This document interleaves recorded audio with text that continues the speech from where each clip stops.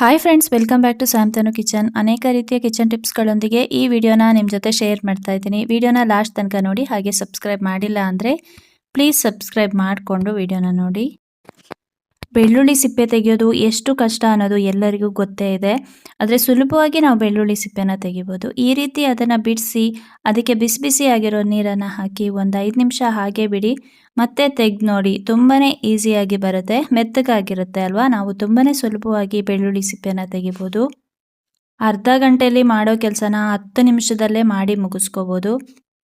ಸ್ವಲ್ಪ ಆದರೆ ಹೇಗೋ ಕೈಯಲ್ಲಿ ಬಿಡಿಸ್ಕೋಬೋದು. ಆದರೆ ಜಾಸ್ತಿ ಇದ್ದಾಗ ನೀವು ಈ ರೀತಿಯಾಗಿ ಮಾಡ್ಕೋಬೋದು. ಒಂದೊಂದ್ಸಲ ಶುಂಠಿ ಬೆಳ್ಳುಳ್ಳಿ ಪೇಸ್ಟ್ ಮಾಡಬೇಕಾಗಿರುತ್ತೆ.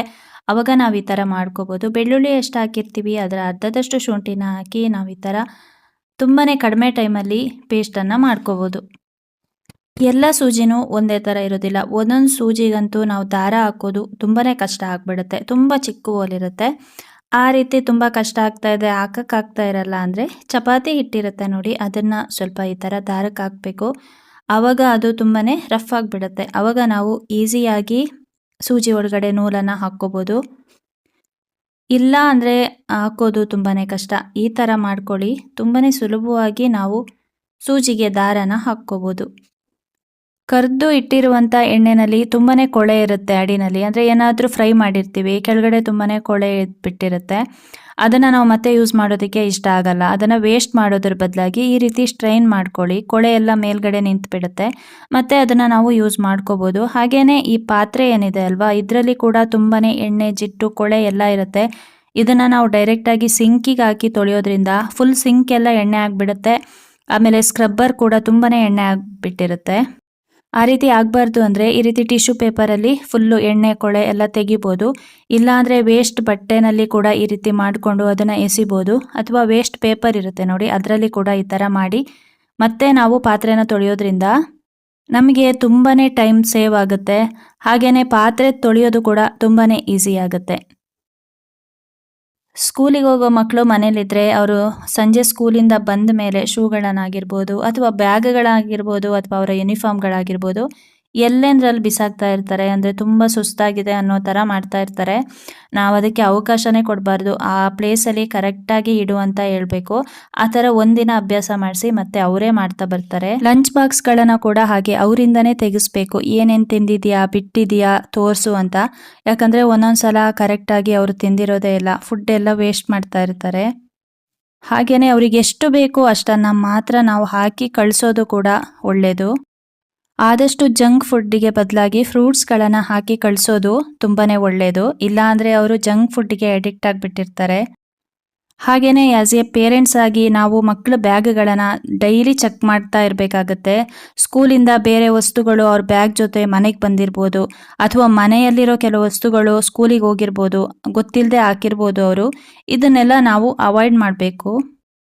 ನಾವು ಔಟ್ಸೈಡಿಂದ ಕಬಾಬ್ ಪೌಡರ್ಗಳನ್ನು ತಂದು ಮನೆಯಲ್ಲಿ ಕಬಾಬ್ಗಳನ್ನು ಮಾಡ್ತಾ ಇರ್ತೀವಿ. ಅದ್ರ ಬದಲಾಗಿ ಕಬಾಬ್ ಪೌಡರ್ನ ನಾವು ಮನೆಯಲ್ಲೇ ರೆಡಿ ಮಾಡ್ಕೋಬೋದು. ಮೊಟ್ಟೆ ಹಾಕ್ಕೊಳ್ಳಿ. ಮೊಟ್ಟೆ ಹಾಕೋದ್ರಿಂದ ರುಚಿ ತುಂಬ ಚೆನ್ನಾಗಿರುತ್ತೆ. ಮತ್ತು ಅಚ್ಚ ಖಾರದ ಪುಡಿ, ಹಾಗೆಯೇ ಸ್ವಲ್ಪ ಅರಿಶಿನ ಮತ್ತು ಜೀರಾ ಪೌಡರ್ ಹಾಕಿ ಟೇಸ್ಟ್ ತುಂಬ ಚೆನ್ನಾಗಿರುತ್ತೆ. ಹಾಗೆ ಪೆಪ್ಪರು ಮತ್ತು ಕೋಟಿಂಗಿಗೆ ಕಾರ್ನ್ಫ್ಲೋರ್ ಹಾಕ್ಕೋಬೇಕು. ಆಮೇಲೆ ಧನಿಯಾ ಪೌಡ್ರು ಜೊತೆಗೆ ಉಪ್ಪು ಮತ್ತು ಶುಂಠಿ ಬೆಳ್ಳುಳ್ಳಿ ಪೇಸ್ಟು. ಬೇಕು ಅಂದರೆ ನಿಂಬೆಹಣ್ಣಿನ ರಸ ಹಾಕ್ಕೋಬೋದು. ಟೇಸ್ಟ್ ತುಂಬ ಚೆನ್ನಾಗಿರುತ್ತೆ. ಆದರೆ ಉಪ್ಪು ಖಾರ ನೋಡಿಕೊಂಡು ಕರೆಕ್ಟಾಗಿ ಹಾಕ್ಕೊಳ್ಳಿ. ಆವಾಗ ತುಂಬಾ ಚೆನ್ನಾಗಿರುತ್ತೆ ಟೇಸ್ಟು. ತುಂಬ ನೀರಾಯಿತು, ಗಟ್ಟಿ ಆಗಿಲ್ಲ ಅನಿಸಿದ್ರೆ ನೀವು ಮತ್ತೆ ಇದಕ್ಕೆ ಸ್ವಲ್ಪ ಕಾರ್ನ್ಫ್ಲೋರನ್ನು ಆ್ಯಡ್ ಮಾಡ್ಕೋಬೋದು. ಕಾರ್ನ್ಫ್ಲೋರ್ ಹಾಕೋದ್ರಿಂದ ಕೋಟಿಂಗ್ ತುಂಬಾ ಚೆನ್ನಾಗಿರುತ್ತೆ. ಹಾಗೆಯೇ ಎಣ್ಣೆನಲ್ಲಿ ಹಾಕ್ತೀವಲ್ವ, ಬಿಟ್ಕೊಳ್ಳೋದಿಲ್ಲ, ನೀಟಾಗಿರುತ್ತೆ. ಈ ರೀತಿಯಾಗಿ ನಾವು ಮನೆಯಲ್ಲೇ ಮಾಡ್ಕೋಬೋದು. ಮತ್ತು ಚಿಕನ್ ಎಲ್ಲ ಹಾಕಿ ಮಿಕ್ಸ್ ಮಾಡಿ ನಾವು ಫ್ರಿಜ್ಜಲ್ಲಿ ಇಟ್ಟು ಒಂದು ಅರ್ಧ ಗಂಟೆ ಮತ್ತೆ ನಾವು ಯೂಸ್ ಮಾಡ್ಕೋಬೋದು. ನೀವು ಎಣ್ಣೆಗೆ ಹಾಕೋ ಟೈಮಲ್ಲಿ ಅದರಲ್ಲಿ ನೀರಿದೆ ಅಂತ ಅನಿಸಿದ್ರೆ ಮೇಲ್ಗಡೆ ಇರೋ ನೀರನ್ನು ಸ್ವಲ್ಪ ಚೆಲ್ಲಿ ಮತ್ತೆ ಸ್ವಲ್ಪ ಕಾರ್ನ್ಫ್ಲೋರನ್ನು ಹಾಕಿ ಚೆನ್ನಾಗಿ ಮಿಕ್ಸ್ ಮಾಡಿ ಮತ್ತೆ ನೀವು ಎಣ್ಣೆಯಲ್ಲಿ ಬಿಟ್ಕೋಬೋದು. ಕಾರ್ನ್ಫ್ಲೋರ್ ಹಾಕಿರೋದ್ರಿಂದ ಎಣ್ಣೆಯಲ್ಲಿ ಕೋಟಿಂಗ್ ಏನು ಬಿಟ್ಕೊಳ್ಳೋದಿಲ್ಲ, ತುಂಬ ಚೆನ್ನಾಗಿರುತ್ತೆ. ಟೇಸ್ಟ್ ಕೂಡ ಅಷ್ಟೇ ತುಂಬ ಈಸಿಯಾಗಿ ಮಾಡ್ಕೋಬೋದು. ಸುಮ್ಮನೆ ಔಟ್ಸೈಡಿಂದ ತಂದು ನಾವು ಮಾಡೋದಕ್ಕಿಂತ ಈ ರೀತಿ ಮನೆಯಲ್ಲೇ ಮಾಡ್ಕೋಬೋದು. ಎಷ್ಟೋ ದೇಶಗಳಲ್ಲಿ ನಮ್ಮ ದೇಶದ ಮಸಾಲ ಪದಾರ್ಥಗಳನ್ನು ಕೂಡ ಬ್ಯಾನ್ ಮಾಡಿದ್ದಾರೆ. ಅಂದರೆ ಕ್ಯಾನ್ಸರ್ ಬರುವಂಥ ತುಂಬ ಅಂಶಗಳು ಆ ಮಸಾಲ ಪೌಡರ್ನಲ್ಲಿ ಇರುತ್ತೆ ಅಂತ. ಹಾಗಾಗಿ ಆದಷ್ಟು ಮಸಾಲ ಪೌಡರ್ಗಳನ್ನು ಮನೆಯಲ್ಲೇ ಮಾಡಿಕೊಂಡು ನೀವು ಸೇವಿಸೋದು ತುಂಬಾ ಒಳ್ಳೆಯದು. ಈ ರೀತಿ ಕಬಾಬ್ ಎಲ್ಲ ಮಾಡಬೇಕಾದ್ರೆ ಸ್ವಲ್ಪ ಕಾರ್ನ್‌ಫ್ಲೋರನ್ನ ನಾವು ಸ್ಟಾಕ್ ಇಟ್ಕೊಳ್ಳೋದು ತುಂಬಾನೇ ಒಳ್ಳೆಯದು. ಕೋಟಿಂಗಿಗೆಲ್ಲ ತುಂಬಾನೇ ಚೆನ್ನಾಗಿರುತ್ತೆ. ಮಾಡೋದು ಕೂಡ ತುಂಬಾನೇ ಈಸಿ. ಟೇಸ್ಟ್ ಕೂಡ ಅಷ್ಟೇ ರುಚಿಯಾಗಿರುತ್ತೆ. ಟ್ರೈ ಮಾಡಿ ನೋಡಿ. ಫ್ರೆಂಡ್ಸ್, ಇವತ್ತಿನ ಈ ವಿಡಿಯೋ ನಿಮಗೇನಾದರೂ ಇಷ್ಟ ಆಗಿದ್ರೆ ಒಂದು ಲೈಕ್ ಮಾಡಿ, ಶೇರ್ ಮಾಡಿ, ಕಮೆಂಟ್ಸ್ ಮಾಡಿ, ಹಾಗೆ ಸಬ್ಸ್ಕ್ರೈಬ್ ಮಾಡಿಕೊಂಡು ವಿಡಿಯೋನ ನೋಡಿ. Thank you friends. Thanks for watching. Thank you.